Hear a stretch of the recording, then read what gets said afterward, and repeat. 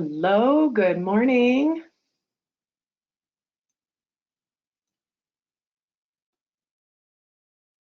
Welcome, welcome.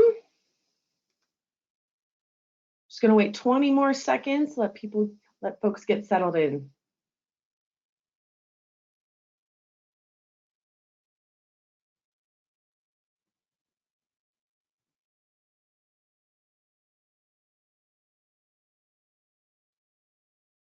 All right, let's get started. I'd like to thank the audience for joining our webinar today, Industry Matters in SAP Data Migrations. I'm Miranda Burke and I'm the Senior Marketing Manager here at SNP and your host. Today's 30-minute webcast is being recorded and all registrants will be sent the link to the recording and presentation. Now, today is a special day. Why? Well, it's Thursday and it's actually the start of our Data Dialogue webinar series. We are going to be presenting on a variety of topics, and this is not meant to be boring. We want to put a twist on the data discussions and get away from the dry topics. So the nature of these sessions are meant to be engaging, informative, relaxed, and fun. So grab a coffee, tea, energy drink, and enjoy. So please feel free to ask questions at any time via the chat function on the side of your screen. We'll answer them throughout the presentation and at the end. And as you know, you have the ability to adjust the screen. You can find that flexibility, you can find that adjust, expand button in the middle of your screen directly below the speaker boxes. All right, now introducing my colleague, Darren Shaw. He is our VP of Marketing and our Aerospace and Defense Competency Leader. And Darren, with that, hello. Pass it on to you. Thank you so much, Miranda, and thank you everyone who is in attendance. My name is Darren Shaw. I am the Vice President of Marketing at SNP North America. I am also the Aerospace and Defense Competency Leader. And as Miranda said, this is the inaugural episode of our new Data Dialogue series.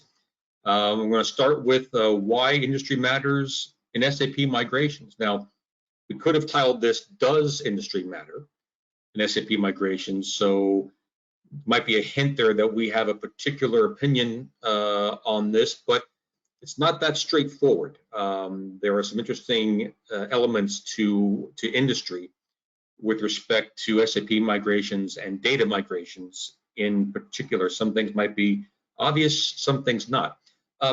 So before I go on, I thought I would just take a real quick poll just to see what some people's thoughts are. Miranda, can you run that up? Poll has been launched. We'll give it about 20 seconds.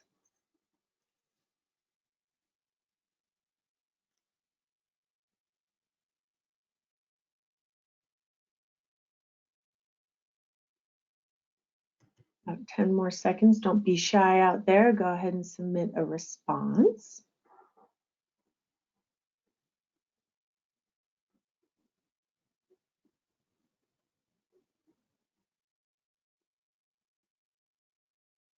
Great, thank you.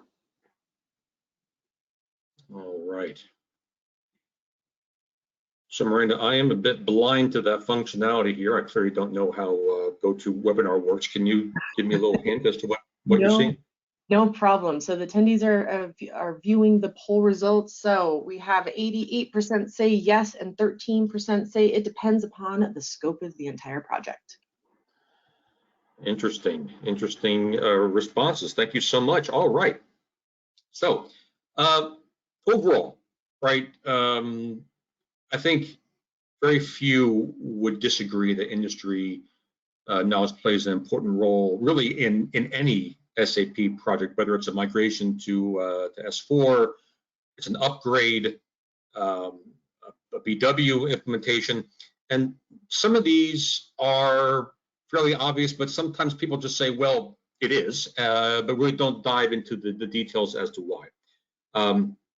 For example, and probably one of the most important ones, at least for me, is keeping regulations at the forefront, right? So if you're an aerospace and defense company, you've got DCAA, DCMA, ITAR restrictions, which has a big impact on the processes that you define. If you are in pharma life sciences, you have FDA validated environments, and that's a whole nother level of testing and documentation, and again, process nuances that you have to you have to keep in the forefront, because if you bypass or miss regulations, it can become very, very expensive and can hurt you in the marketplace. With the regulations comes, again, that focus on industry-specific nuances.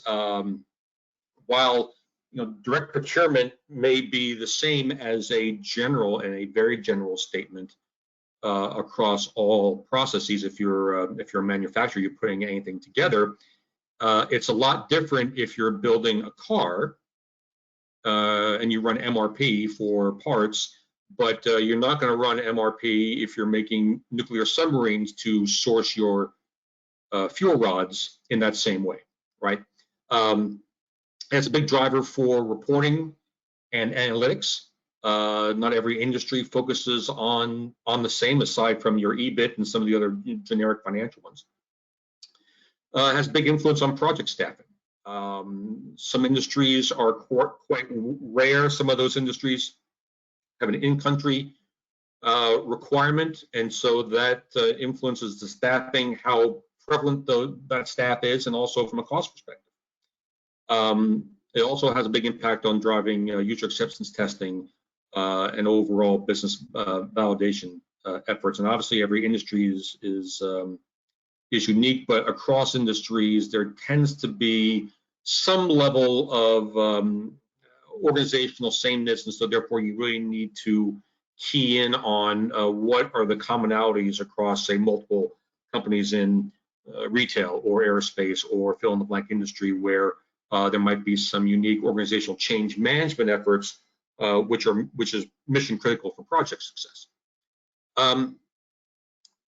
We all, or most of us, have aware and probably have worked with at least one of SAP's industry solutions.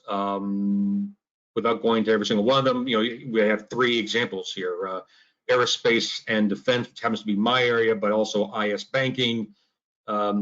Engineering and construction, everyone's familiar with IS oil, runs across the board. And we all know that these are, collections of specific processes and objects and tables that are used to basically enhance existing functionality. So aerospace and defense has grouping, pegging, and distribution, and resource-related billing. Those are probably 2 of the most prominent within A&D. And I show you some items here for banking and some for engineering and construction. And initially, when I first learned SAP 30 some odd years ago, sad to say, I thought, okay, we're talking maybe about a couple of fields, right? So for example, retail, you've got customized order management screens. But when I actually started doing implementation work and digging into it, I was overwhelmed by my first project with literally hundreds of tables and other enhancements associated with some of these. And some industries are a bit more complex than others, but it was a real eye-opener. And that's not just the industry solutions, but then when you also look at other important enhancements that are common in, say, manufacturing, like environmental health and safety, compliance functionality, particularly when you're doing any kind of overseas shipping, overseas manufacturing, overseas selling, excuse me. So there's quite a long laundry list of things that you have to watch out for. And that gets slightly more complicated when we're talking about S4. So here's an example. In the ECC days, the AFS, right? Your apparel and fashion solution would kind of straddle ECC, so it wasn't embedded within ECC functionality. It was kind of more of a bolt-on. Obviously that runs on any database. What's happened now with S4HANA is that AFS has disappeared and it's been replaced by fashion and vertical business. Now, a lot of things are the same, right? You've got some common FI, CO, and production planning elements. You've got some, unique aspects in terms of purchase grids and sales grids and segmentation. Those things have not changed, but where they are located within the system has changed. But then there are also some process complications that have an impact on not only just tables and fields, but the processes. For example, consignment inventory management in AFS no longer exists in S/4HANA. So that can cause some worries, particularly from a migration standpoint. Well, gee, how am I going to make sure that this gets captured? Now, there's a difference here between, I guess, process understanding. Okay, well, how will consignment inventory management be handled? Although it might have be obsolete, what is that being replaced with? And then how am I going to get all my data that's related to consignment inventory management? Where is that going to go, right? And so there are some concerns that people justifiably have in terms of what is staying the same and what might be swapped out with something else and what may have, in their minds, disappeared, although things rarely just truly disappear. It's where is it located now, right? And so when you're talking about a move to S/4HANA, and again, fill in the blank for really any of the industry solutions, you're going to have at least one or two of these kind of things pop up, not just a field-to-field mapping from a transactional document standpoint, but also from a process standpoint.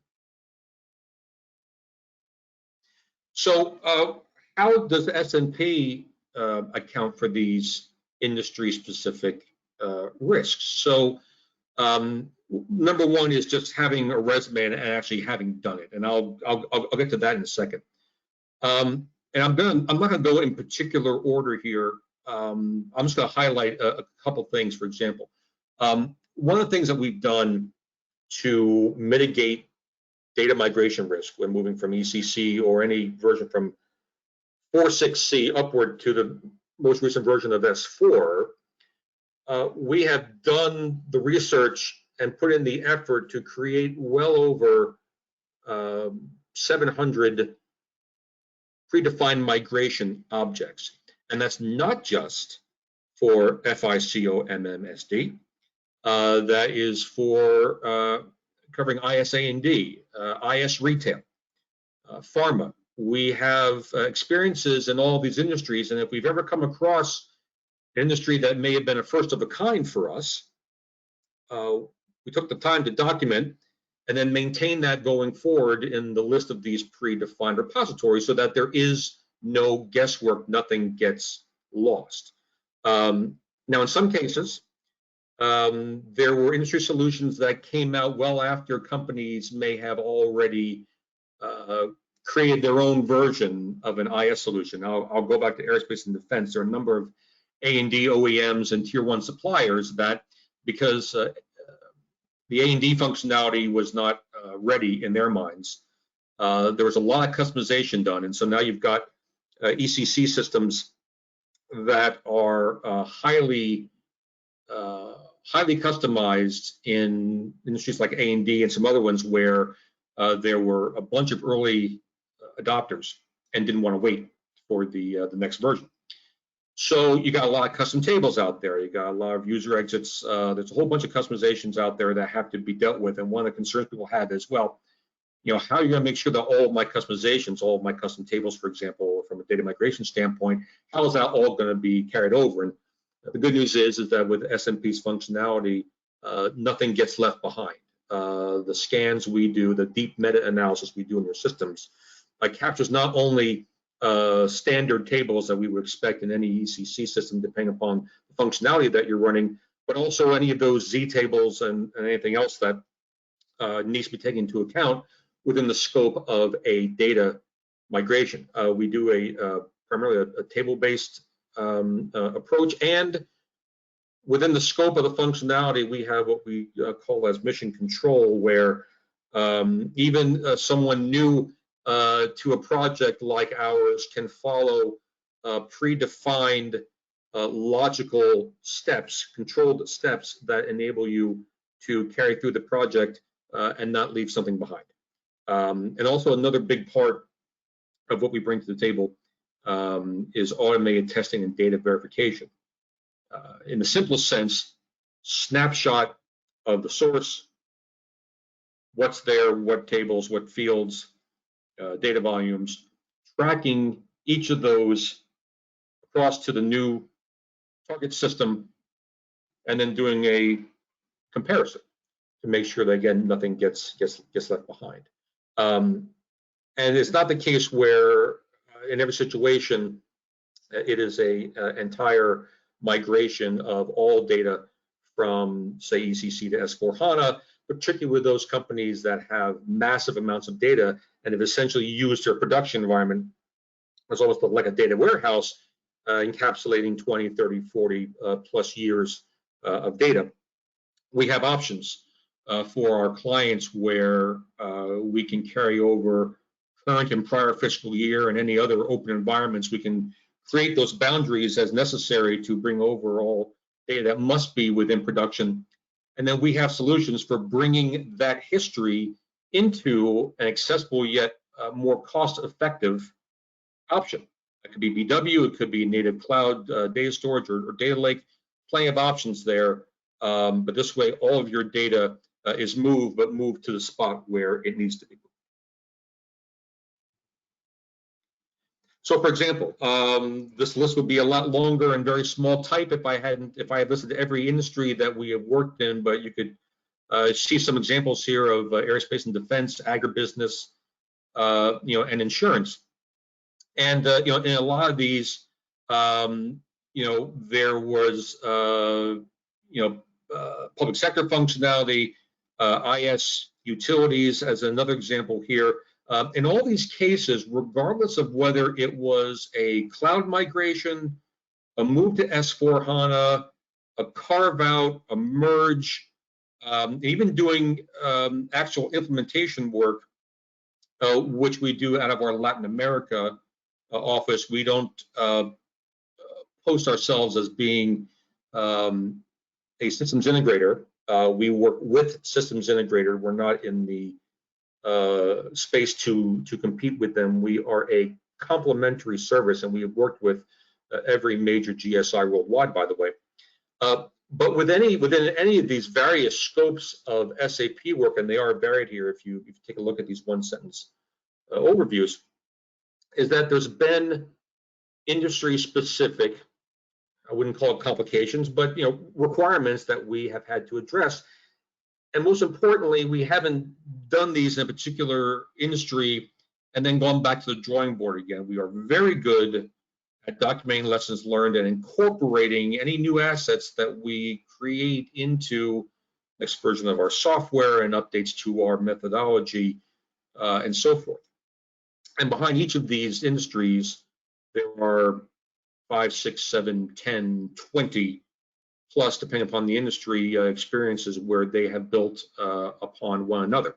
Now, I want to be clear about something here, and this kind of gets back to the discussion about what we do and what we don't do, right?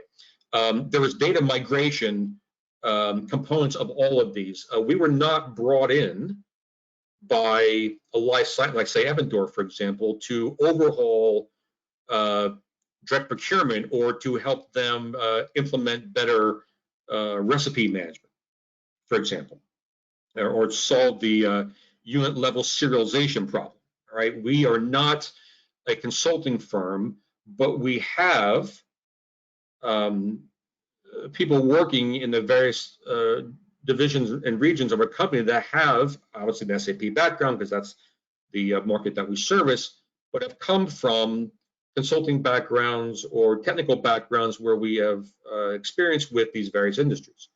So we're not walking into any of these blind, but we do not present ourselves as being experts in deep process redefinition, process optimization. We are, again, that complement to those experts where we know where the data has to go at the end of the day in concert with the overall scope of that project. In some cases, it's very simple. It's a lift and shift from on-premises to Azure or AWS or Google or what have you. In some cases, it's a lot more complex. It's It's an S4 migration with a selective carve out with an ISU, also moving into the cloud, but there's a whole bunch of process overhauls, right? So more true digital transformation from an operational standpoint. We fit into methodologies quite easily, so that again we know our scope, of that pie, but our insights are particularly important when it comes to making sure that if the balance sheet balanced in the source ECC system, that balance sheet is going to balance without fail in that new selective data S4 solution.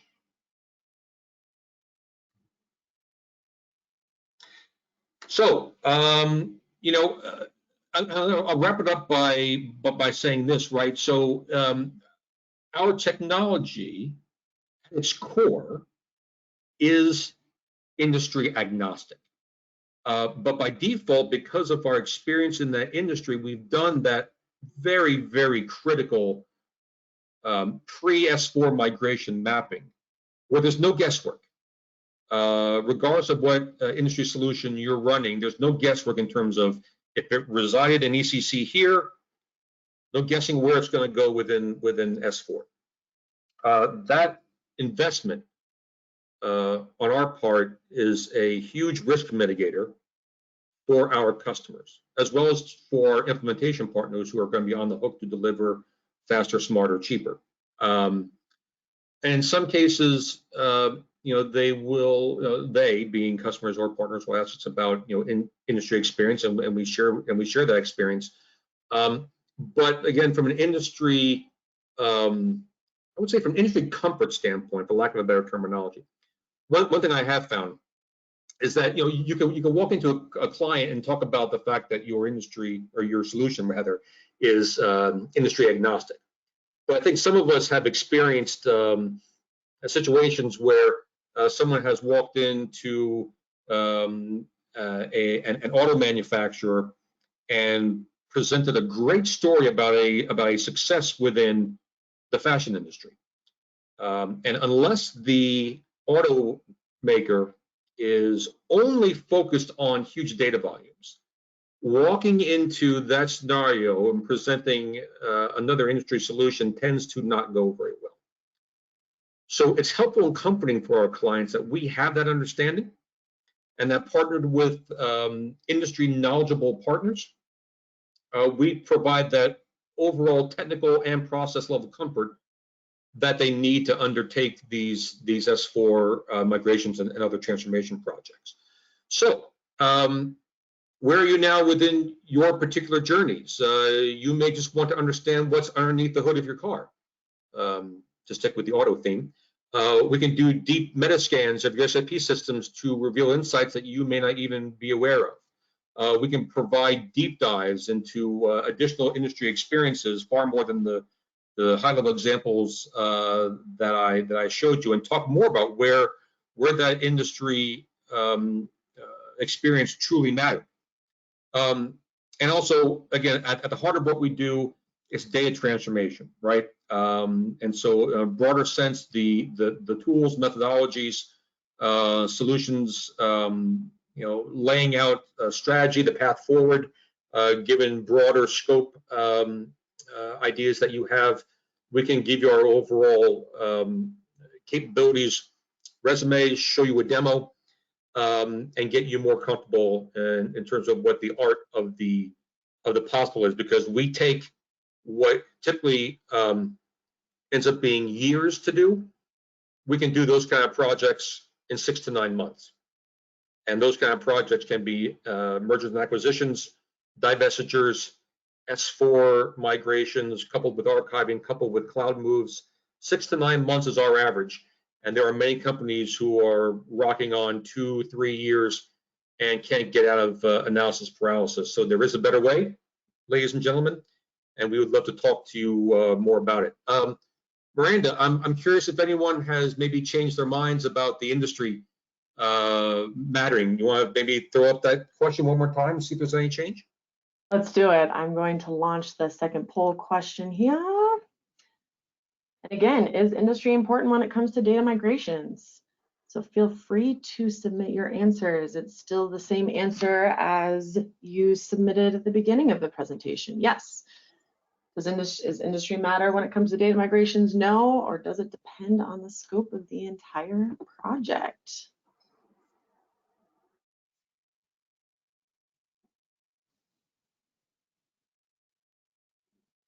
About 5 more seconds to vote.